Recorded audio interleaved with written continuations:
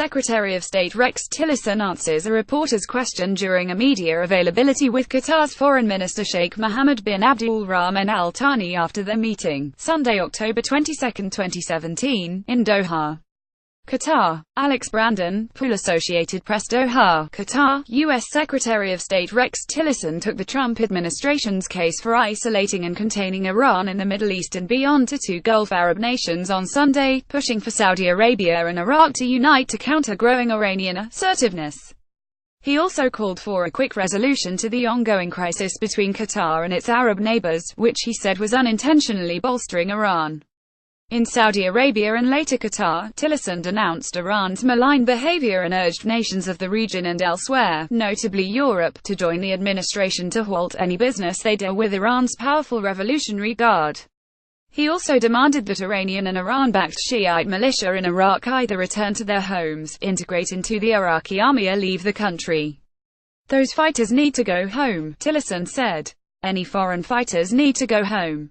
In Riyadh for the inaugural meeting of the Saudi Arabia-Iraq Coordination Council, a vehicle that U.S. officials believe can wean Iraq from Iran, Tillerson told Saudi King Salman and Iraqi Prime Minister Haider al-Abadi that the nascent partnership between their countries held great promise for Iraq's reconstruction after devastating battles to wrest territory from the Islamic State group and its independence from foreign influence. "We believe this will in some ways counter some of the unproductive influences of Iran inside of Iraq," he said at a news conference with Saudi Foreign Minister al-Jubeir after the council meeting. Tillerson said countries outside of the region could also play a role, primarily by shunning the Revolutionary Guard, which play a major role in Iran's economy and were added to the U.S. terrorism blacklist earlier this month. "Companies and countries that do business with the Guards really do so at great risk," he said. "We are hoping that European companies, countries and others around the world will join the U.S. as we put in place a sanctions structure to prohibit certain activities of the Iranian Revolutionary Guard that foment instability in the region and create destruction in the region," Tillerson said. At the council meeting, Tillerson praised the Saudi King and Abadi for the August reopening of a major border crossing and the resumption of direct flights between Riyadh and Baghdad last week. "Both represent the beginning of what we hope will be a series of even more tangible actions to improve relations and strengthen cooperation on a host of issues," he said. "Your growing relationship between the kingdom and Iraq is vital to bolstering our collective security and prosperity, and we take great interest in it." His participation in the meeting comes as U.S. officials step up encouragement of a new axis that unites Saudi Arabia and Iraq as a bulwark against Iran's growing influence from the Persian Gulf to the Mediterranean Sea.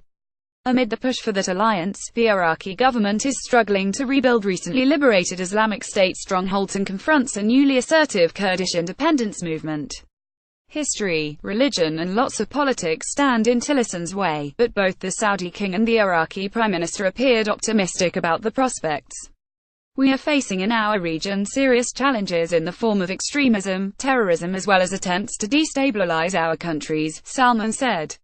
"These attempts require our full attention. We reaffirm our support for the unity and stability of our brother country of Iraq." Abadi expressed pleasure with the thriving relations between our two brotherly countries. "We are open and we want to move away from the past," he said. "The region cannot tolerate any further divisions. Interference in the internal affairs of other states should stop." Shiite-majority Iraq and Sunni Saudi Arabia, estranged for decades after Saddam Hussein's 1990 invasion of Kuwait, have tried in recent years to bridge their differences. Saudi Arabia reopened its embassy in Baghdad in 2015 after a quarter-century. The first visit by a Saudi foreign minister to Baghdad came in February this year, followed by the border crossing reopening in August and resumption of direct flights between the capitals suspended during the Gulf War. Over the weekend, the Saudi oil minister, Khalid al-Faleh, made a high-profile appearance at Baghdad's International Fair, and held talks with his Iraqi counterpart, Jabbar al-Abi. Nevertheless, the relationship is plagued by suspicion. Iran's reported intervention in Iraq's semi-autonomous northern Kurdish region, after last month's much-criticized vote for independence in a referendum, has deepened the unease. After his talks in Riyadh, Tillerson flew to the Qatari capital of Doha, a direct route that has been closed to commercial airlines since June when the 5-month-old crisis between Qatar and Saudi Arabia, Bahrain, Egypt and the United Arab Emirates erupted, ostensibly over terrorism financing. Qatar and Bahrain are home to major U.S. military bases in the Middle East, the al-Udeid air base near Doha and the headquarters of the U.S. Fifth Fleet in Manama. Tillerson has attempted to facilitate a dialogue through talks with the feuding parties as well as supporting a Kuwaiti mediation effort, but has thus far been unsuccessful. He renewed those calls but allowed that progress seemed unlikely. "We cannot force talks between parties who are not ready to talk," he said.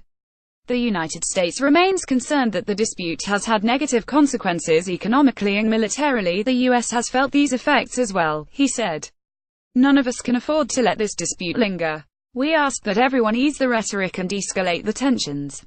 Tillerson noted that the only country benefiting from the crisis is Iran, which is now Qatar's lifeline as its neighbors have sealed the land, sea and air borders.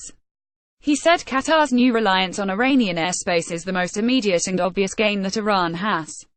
"Anytime there is conflict and destabilization among countries that are typically allies, someone will always coming to exploit those differences," he added. Associated Press writer Aya Batrawi in Dubai, United Arab Emirates, contributed to this report. Copyright 2017 The Associated Press. All rights reserved. This material may not be published, broadcast, rewritten or redistributed.